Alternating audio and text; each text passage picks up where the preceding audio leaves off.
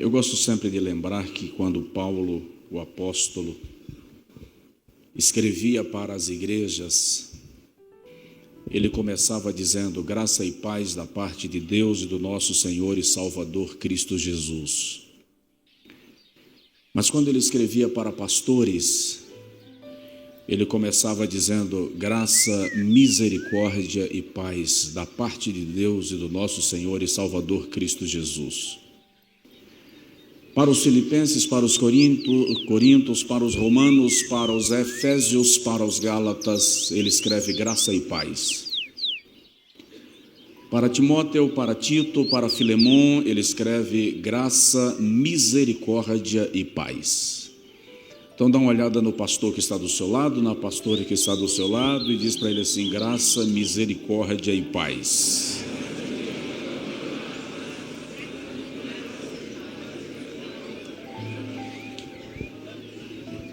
Em nenhum lugar da minha vida e da minha frequência, a minha timidez se manifesta tão gravemente como no púlpito. Eu preciso lidar com ela todo dia, cada instante, mas o púlpito é o meu grande desafio. E no dia que eu conversei com meu pai sobre isso, e falei com ele que pregar ainda me dá medo, pregar ainda me seca a boca, pregar ainda me assusta.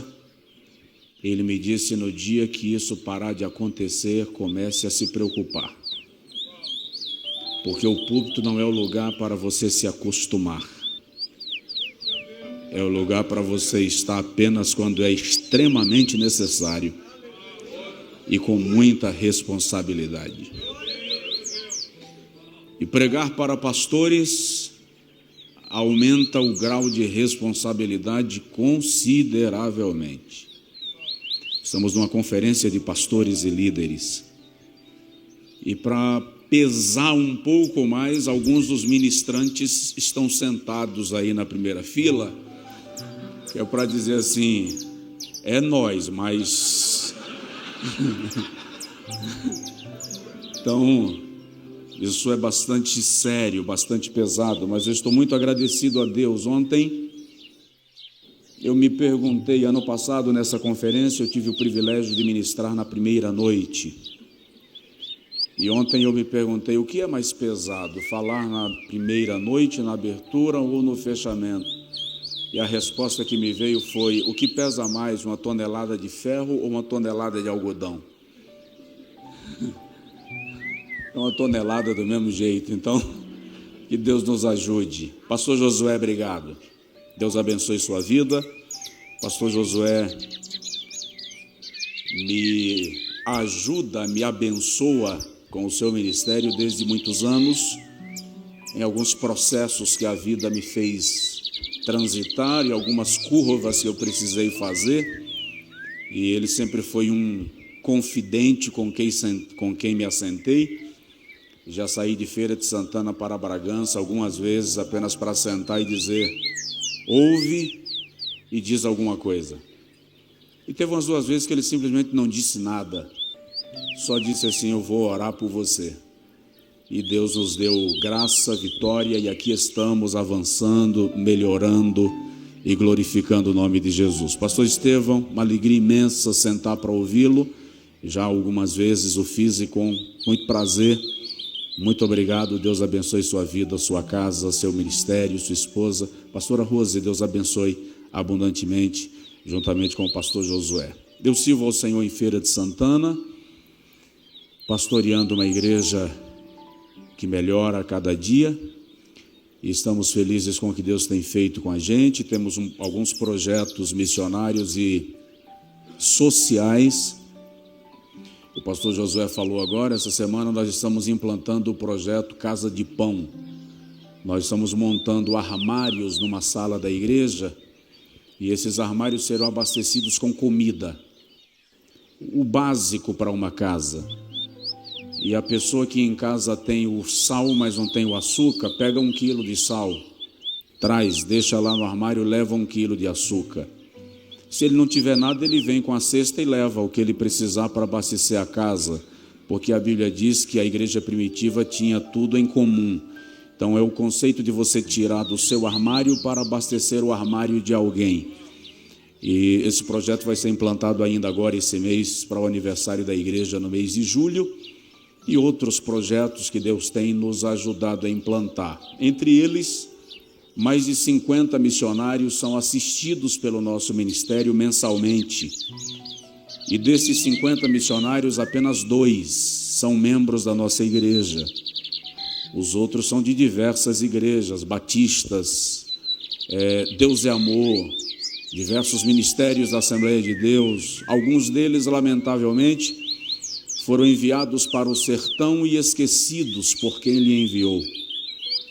E mensalmente a nossa equipe levando a feira do mês, um auxílio de combustível e uma bênção para a vida da família poder desenvolver. Recebi um pastor outro dia que o filho dele, de 8 anos de idade, chegou para ele e disse: quando eu for maior de idade, eu não quero ser crente.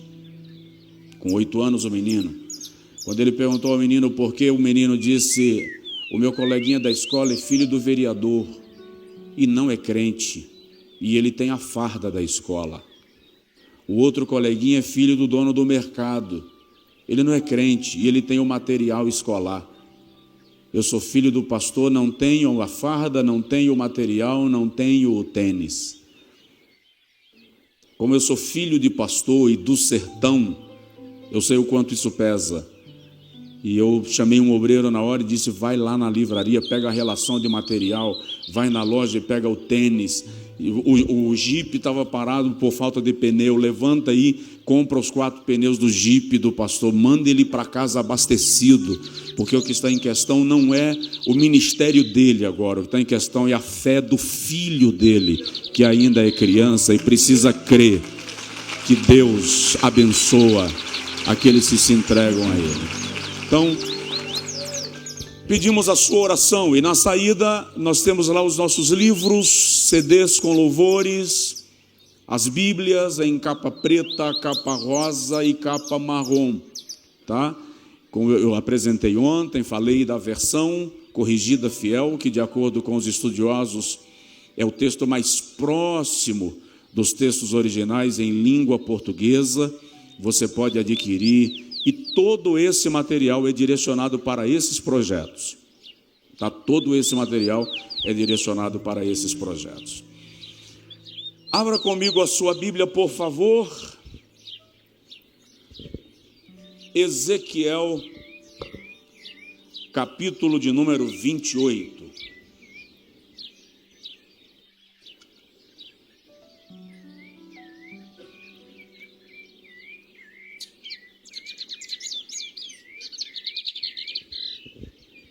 Pastor Josué vai estar com a gente na próxima segunda-feira, lá na Conferência da Família, segunda e terça.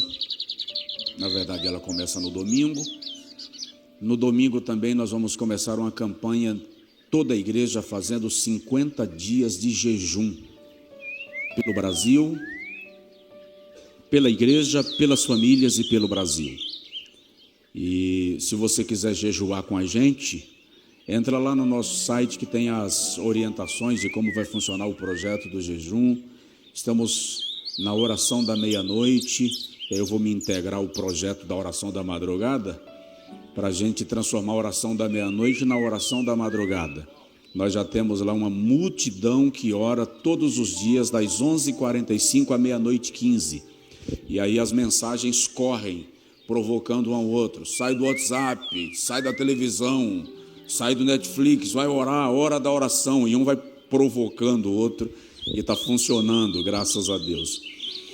Ezequiel 28, versículo 13 até o versículo 19, Deus me confrontou muito esses dias com esse texto, e essa madrugada eu fui extremamente confrontado pela palavra que o Senhor me trouxe para trazer aos irmãos, aos companheiros. Diz assim: estiveste no Éden, jardim de Deus, de toda a pedra preciosa era a tua cobertura, sardônia, topázio, diamante, turquesa, ônix, jaspe, safira, carbúnculo, esmeralda e ouro. Em ti se faziam os teus tambores e os teus pífaros, no dia em que foste criado, foram preparados. Tu eras o querubim, ungido para cobrir, para dar proteção, e te estabeleci. No monte santo de Deus estavas, no meio das pedras afogueadas andavas. Perfeito eras nos teus caminhos, desde o dia em que foste criado, até que se achou iniquidade em ti. Na multiplicação do teu comércio encheram o teu interior de violência e pecaste.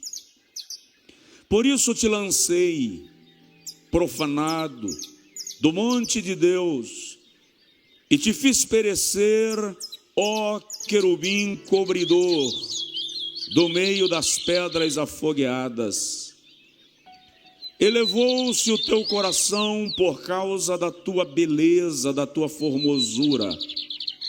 Corrompeste a tua sabedoria por causa do teu resplendor. Por terra te lancei, diante dos reis te pus, para que olhem para ti.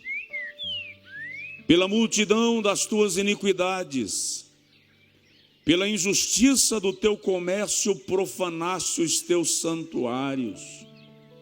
Eu, pois, fiz sair do meio de ti um fogo que te consumiu, e te tornei em cinzas sobre a terra, aos olhos de todos os que te veem. Todos os que te conhecem entre os povos estão espantados de ti. Em grande espanto te tornaste, e nunca mais subsistirá. Alguém consegue dizer misericórdia?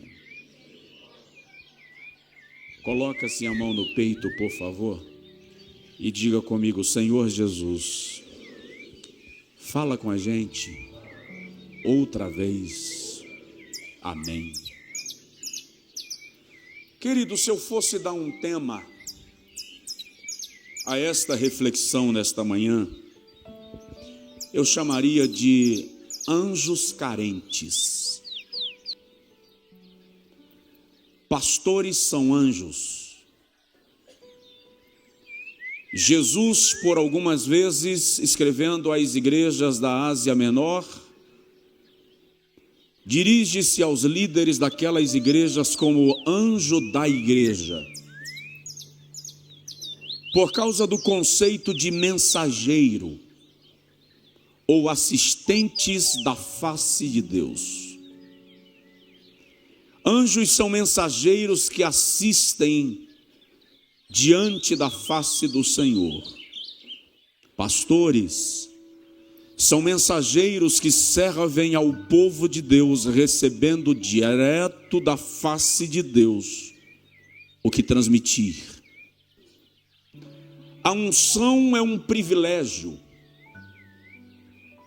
e privilégio impõe responsabilidades. A unção, ao contrário do que muitos pensam, traz problemas. Unção traz problemas. Há problemas que você só tem por causa da unção. Antes de ser ungido para rei de Israel, os problemas de Davi se resumiam a um leão ou um urso de cada vez, de vez em quando. Depois da unção aparece um Golias, e depois de Golias aparece um Saul. A unção muda o nível dos problemas e batalhas pelos quais você terá que passar. Não é por acaso que ela nos capacita para o propósito do ministério. No entanto, a unção também será cobrada, porque a quem mais é dado, mais será requerido. Quem lida com pastores e líderes é aquele que os nomeou. Não importa o que eles façam ou deixem de fazer, terão que cedo ou tarde, no tempo determinado, se deparar com quem lhe ungiu, para prestar contas daquilo que recebeu.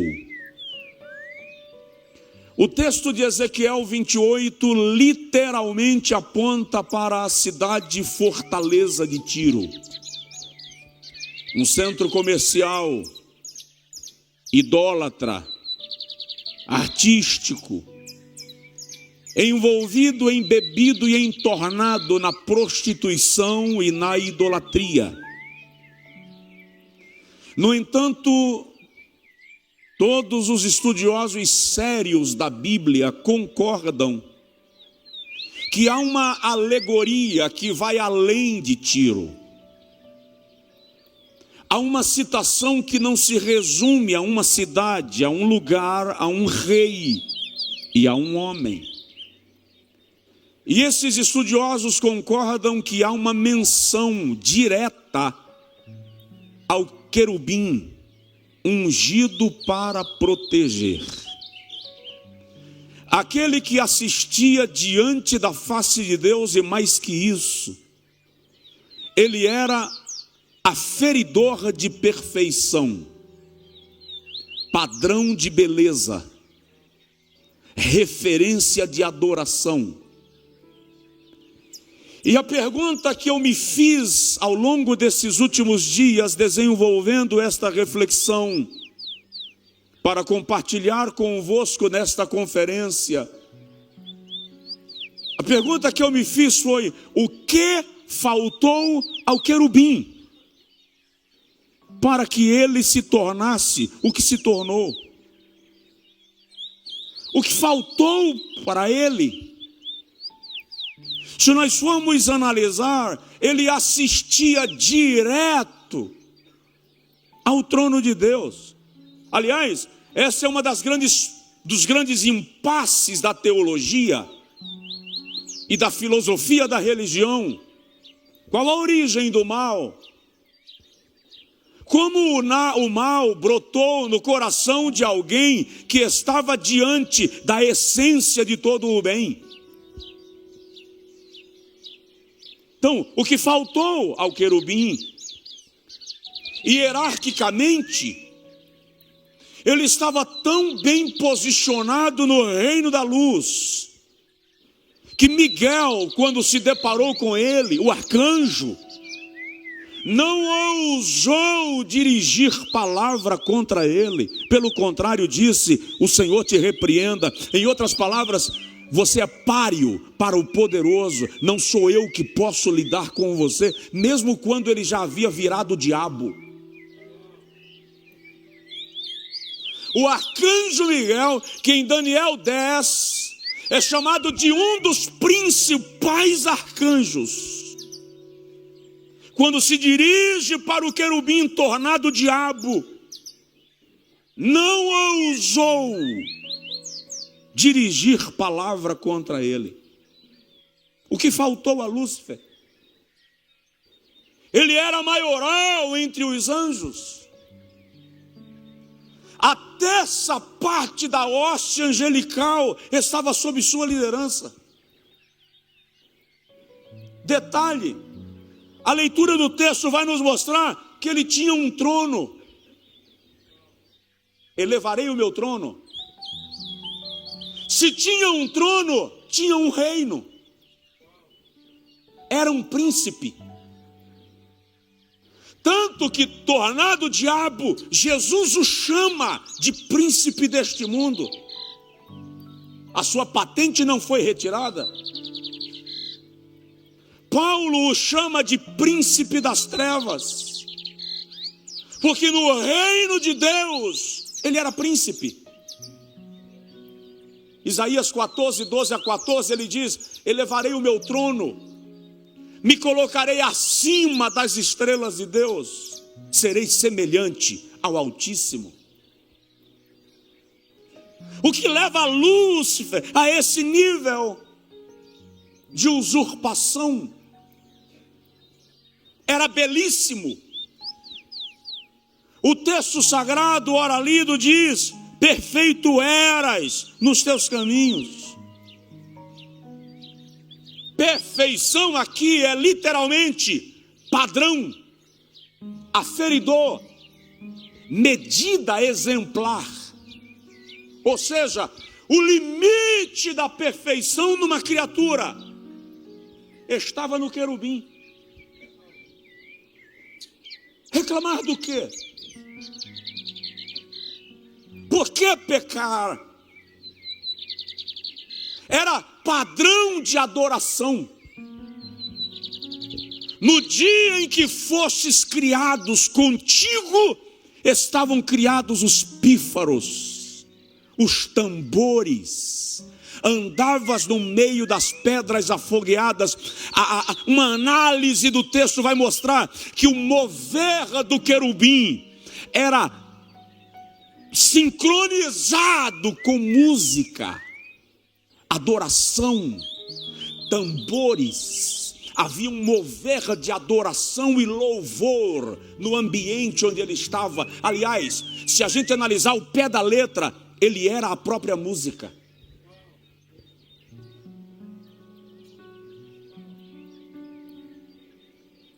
Por que romper com quem lhe criou? Por que quebrar o padrão? Ele era tão importante na hierarquia angelical que a sua queda causa espanto no mundo dos anjos e impacto no mundo físico. Jesus diz em Lucas 10: eu via Satanás cair do céu como um raio.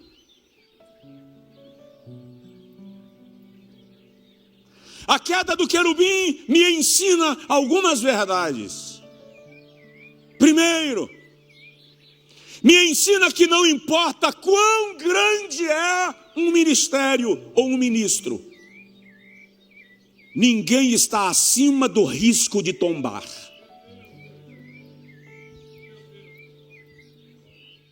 Segundo, a queda do querubim me ensina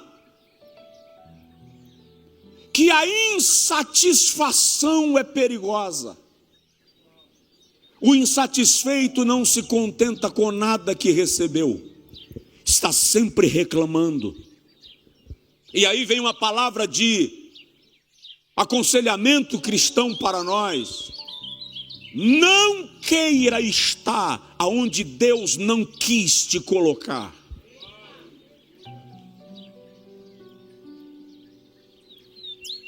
Nem toda proposta boa é uma boa proposta.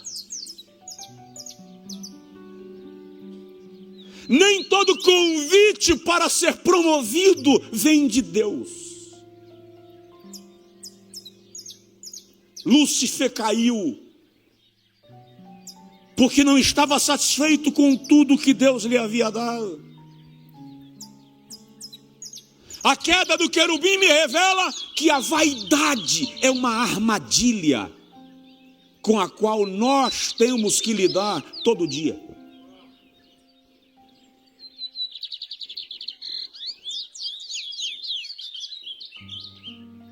A experiência da queda do querubim serve para nós em algumas coisas. Eu tenho algumas perguntas rápidas para a gente ir para casa pensando neste final de conferência. E eu não quero ser o estraga alegria. Você foi alimentado, abastecido, nós fomos, nós recebemos. E eu não quero que a pregação, a última, seja aquela que você diz assim: Brincadeira, o cara vem lá da Bahia para me fazer voltar para casa cheio de indagações. Não, a ideia não é essa. Mas a ideia é cada um de nós adquirirmos uma balança.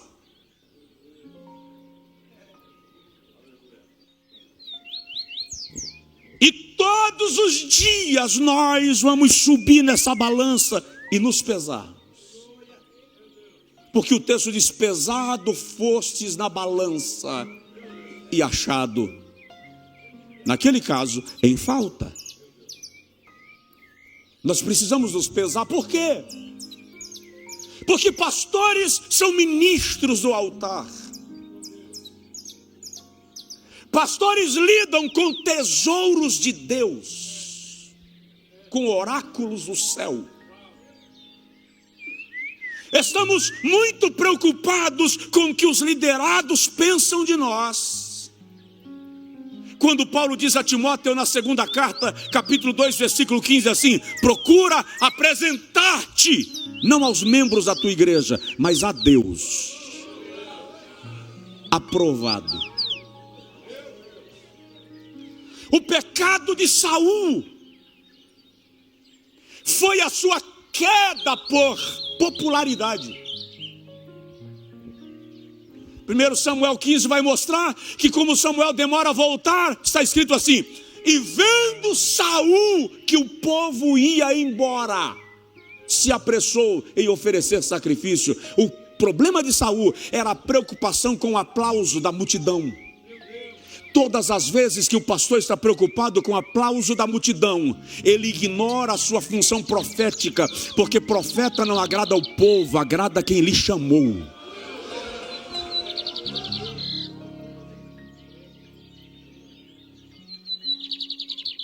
Então, algumas perguntas para a gente refletir muito rapidamente. Primeira: quanto tempo leva a metamorfose de um anjo de luz em Satanás?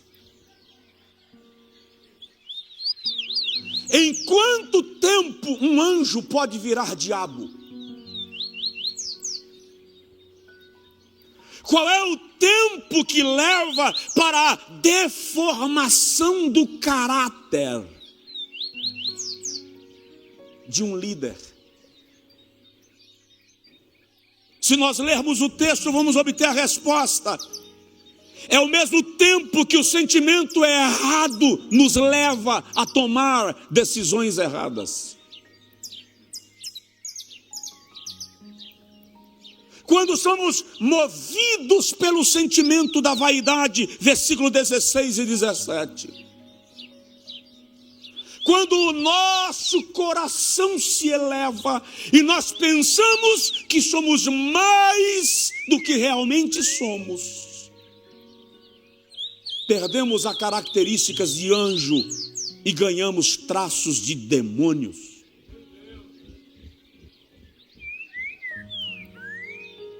Quando nós que representamos Deus queremos ser mais importantes do que aquele a quem nós representamos, perdemos a graça.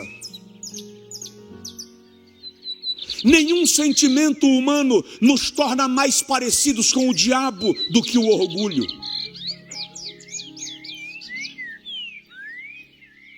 Orgulhar-se de quê?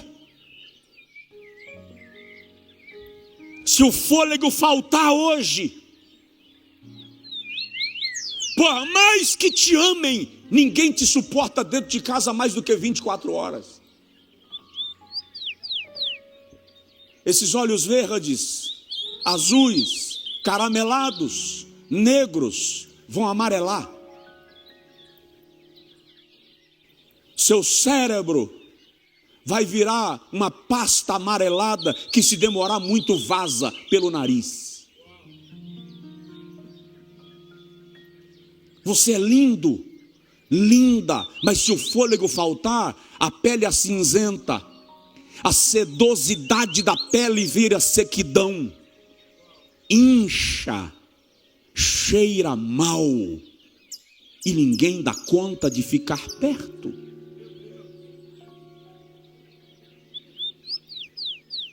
O que justifica o orgulho, a jactância, a usurpação?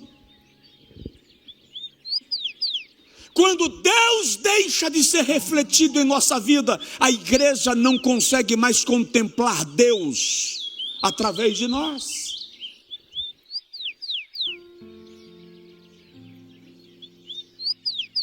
Quando nós deixamos de ser espelhos que refletem a glória, nos tornamos apenas homens naturais. Paulo diz aos Coríntios, segunda carta, capítulo 3, versículo 18, assim: refletindo como espelho a glória do Senhor.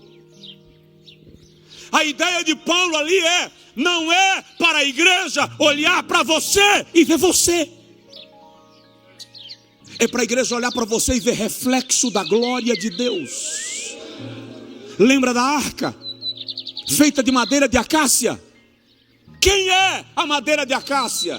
Linda na sua coloração, mas dura, tortuosa, cheia de nós.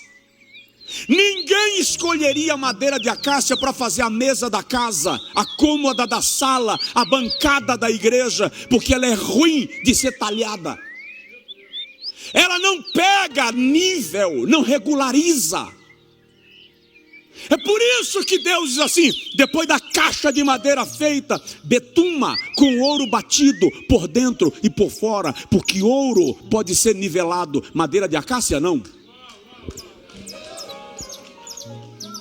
O que Deus está dizendo ali a madeira de acácia é você.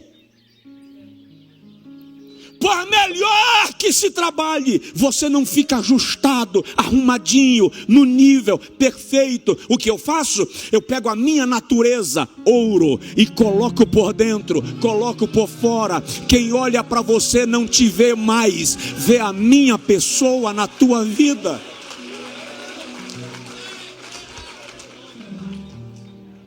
Provoca seu vizinho e diz para ele assim: não é você, é o Senhor.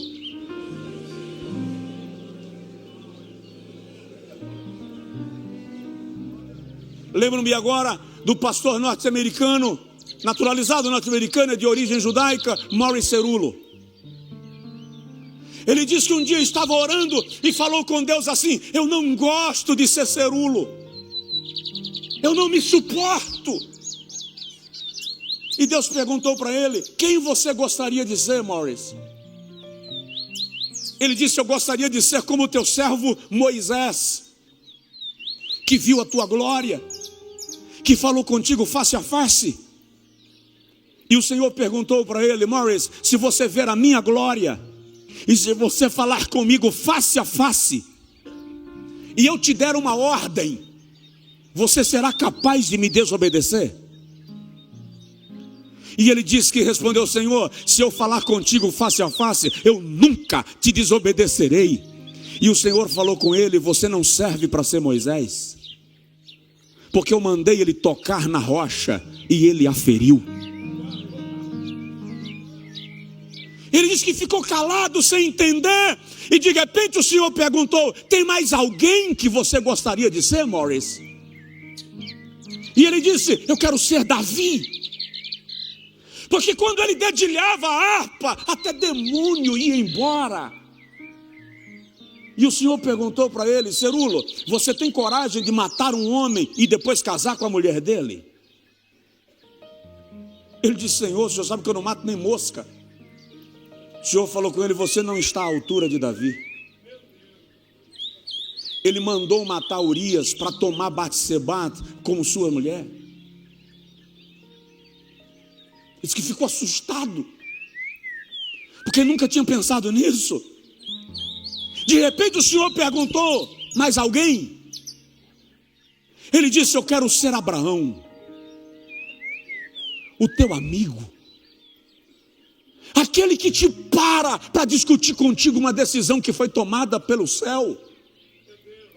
E o Senhor perguntou para ele: Morris, vão chegar agora 4 homens da tua casa, eles estão vindo buscar a tua mulher, você vai deixar levar? Ele diz que levantou da oração na hora e disse: só se me matarem primeiro. Deus falou com ele: você não tem capacidade de ser Abraão.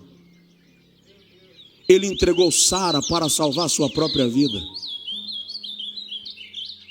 Morris diz que começou a chorar sem entender nada, a mente ficou confusa.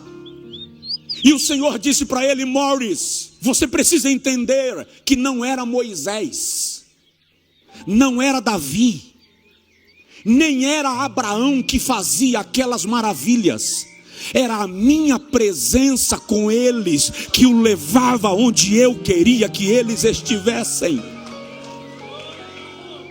Ei, somos apenas a madeira de acácia, e se vamos a algum lugar, é porque Ele nos betumou com ouro batido por dentro e por fora. É preciso refletir Deus. Muita gente deixou de parecer Deus na essência para aparecer na aparência. Só na aparência. Veste como crente, arruma o cabelo como crente, a figura é de crente. Só que é preciso lembrar que Gênesis 1:26 diz assim: façamos o homem à nossa imagem exterior, conforme a nossa semelhança, essência. Perder a semelhança e manter a imagem não resolve o problema. Porque a imagem tem que ser o reflexo da semelhança. Quanto tempo leva para um anjo virar diabo? Quantos pastores que estão sendo deformados e não estão percebendo?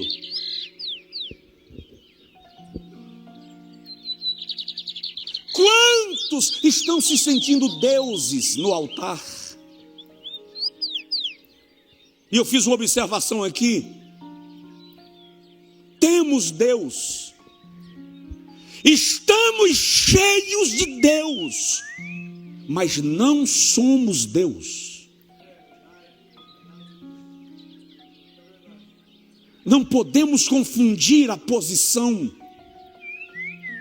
Eu represento, e quem representa não é maior do que aquele que é representado. Então, dentro disso, é preciso tomar cuidado para não transformar a sua igreja em sua igreja.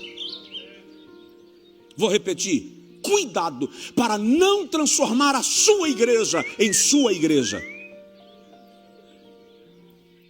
Ela não é propriedade nossa. Os obreiros não são nossos empregados. Os membros não são nossas marionetes.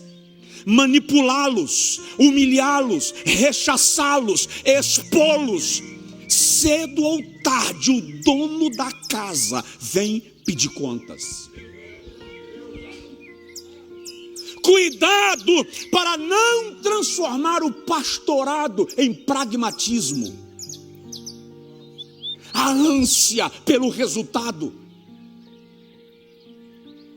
Medir a igreja com a do vizinho para saber quem está crescendo mais.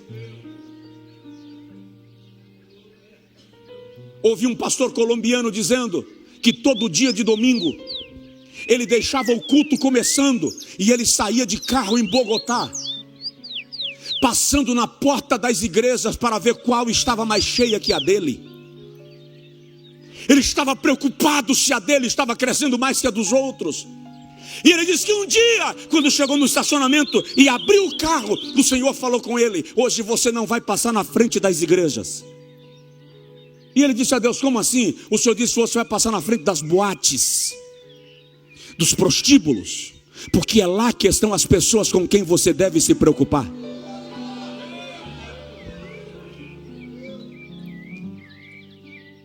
Cuidado para não transformar a sua missão em sua profissão.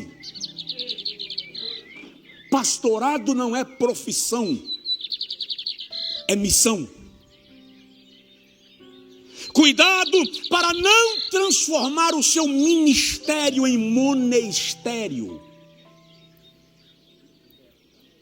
O dinheiro não é um fim.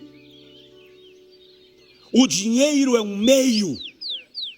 É um instrumento, mas não pode ser a meta. E muitos ministérios ganharam a característica de monestérios. E isso está transformando muito anjo em cão.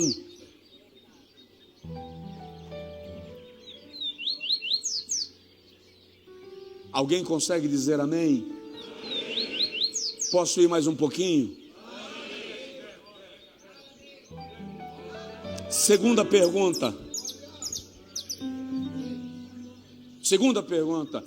Qual a distância percorrida até chegar no inferno?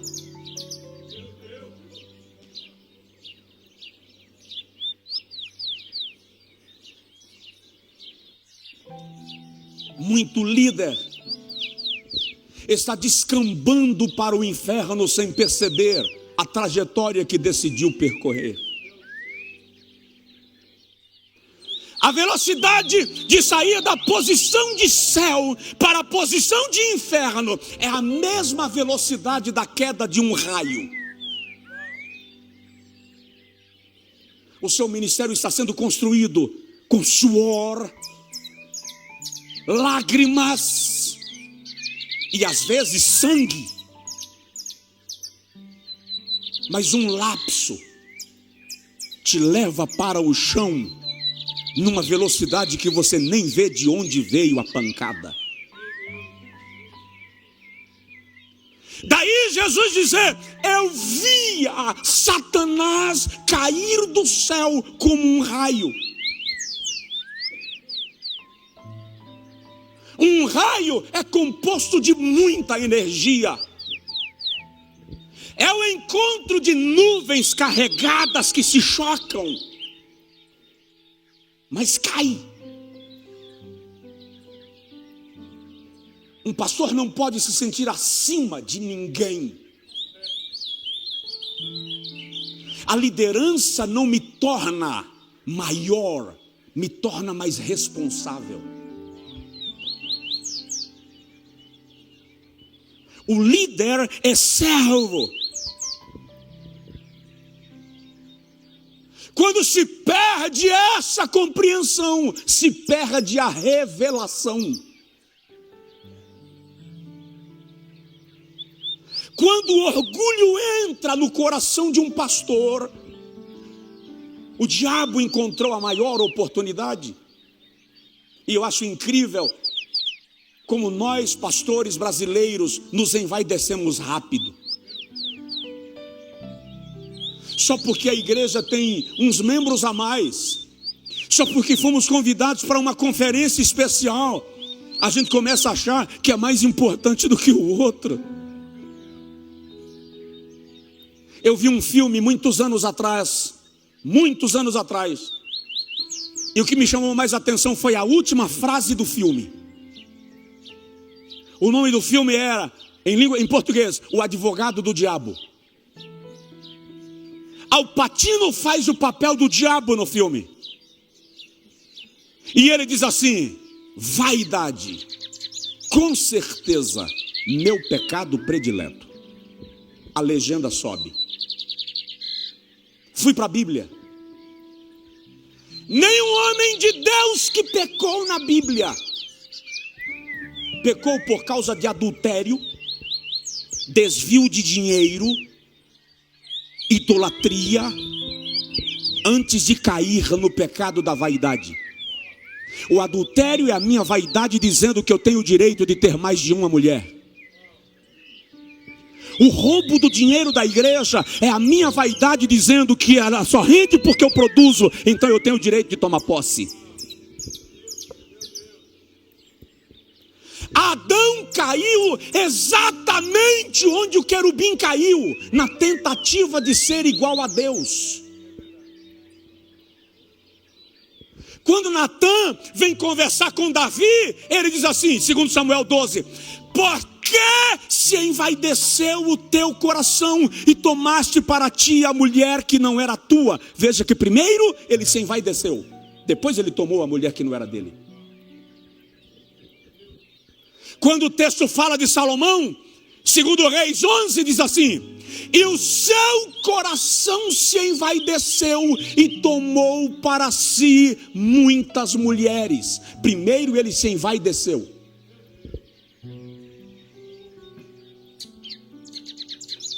Dá um toque no obreiro que está do seu lado e fala assim: cuidado com a vaidade.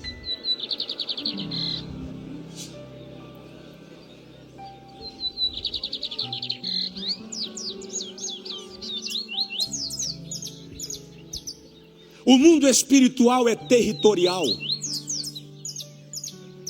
Tem duas esferas, a esfera de Deus e a esfera do diabo.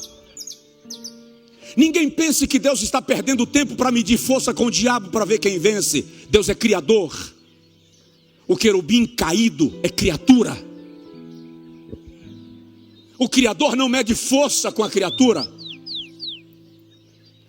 Mas eu e você, meu caro pastor, com todo respeito, carinho, zelo que temos um com o outro, não podemos lidar com territórios espirituais sem antes nos envolvermos completamente com o mundo de Deus.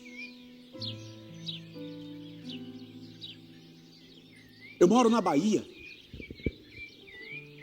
Na Bahia ninguém se sente constrangido em dizer que fez um pacto com uma entidade, que bebeu sangue de animal pela manhã,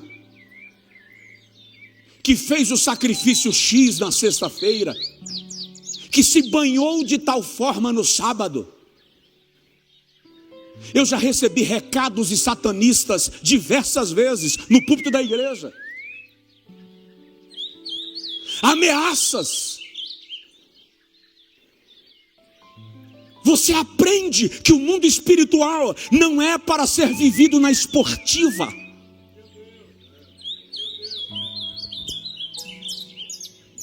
Ou levamos o diabo a sério, ou ele nos deixa confusos na estrada e perdemos a rota. Estamos vivendo um evangelho que brinca com os demônios, que subestima a malignidade. Mas isso é real. Tu estás na linha de frente da batalha. O diabo quer lhe alcançar e lhe atingir. Então, seja radical, chato, abusado, intolerante, mas não negocie com aquilo que coloca a sua unção em risco.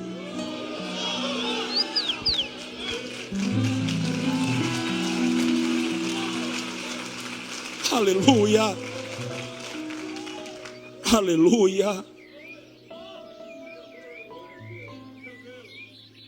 aleluia. Tem gente brincando de ser pastor. E acredite, quando o Senhor me deu essa palavra, Ele não me disse que seria a última mensagem da conferência. Eu sinceramente acho que a última mensagem da conferência poderia ser uma mensagem mais animadora do que confrontadora. Vai fazer o que? O dono é Ele. Vai questionar quem manda. Quem és tu, Caco, para perguntares ao oleiro: que fazes?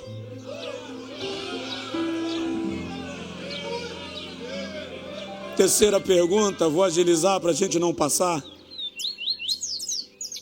Qual é o propósito do seu projeto?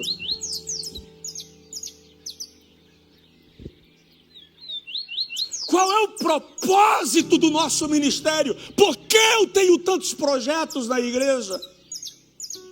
O que me estimula, o que me instiga?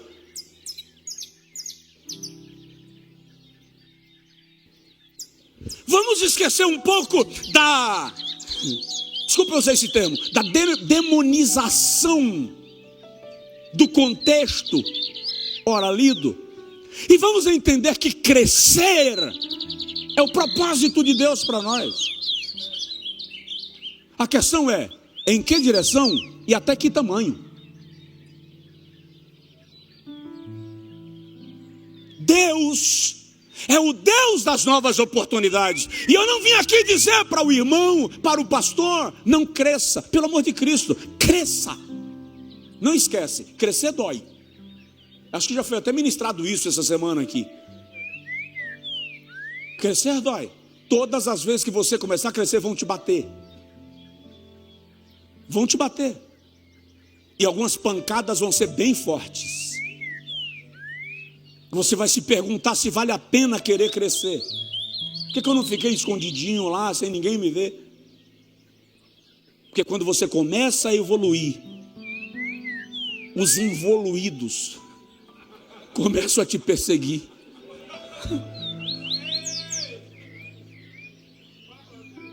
O diabo sempre vai usar os miseráveis para confrontar os prósperos. Mas Deus sempre vai levantar prósperos para confrontar os miseráveis. Só que o problema de Lúcifer é que ele esqueceu que só era o que era porque o Criador lhe deu.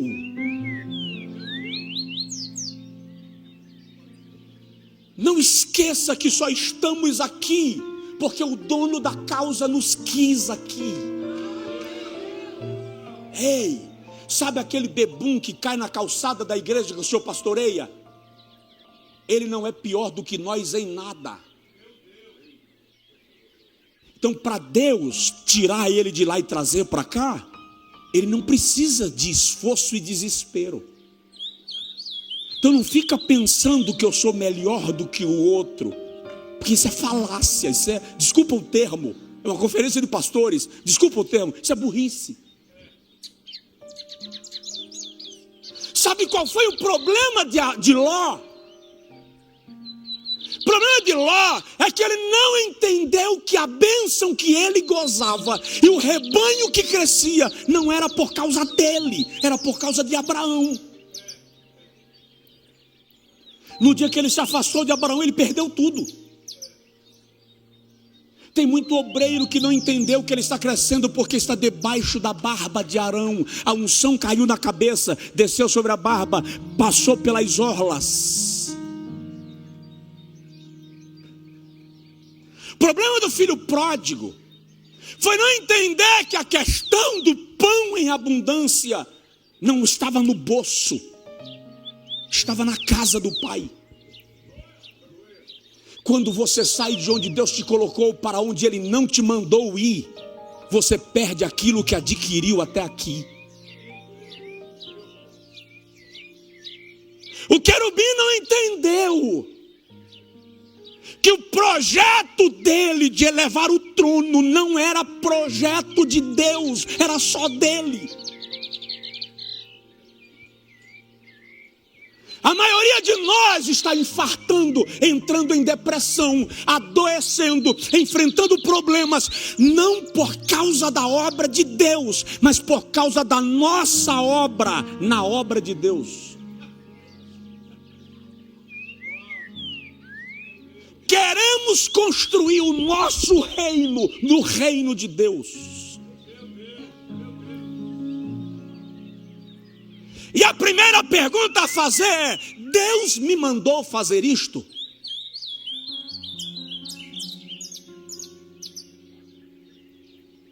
Porque se Deus não mandou entrar nisto, é uma fria. Recua. Rapaz, mas recuar, pastor, o que é que vão dizer de mim? Vão dizer que você ouviu Deus. Lembra da experiência do pastor Estevão ontem? Chegou na Santa Ceia, igreja cheia. Queridos, não estou em condição.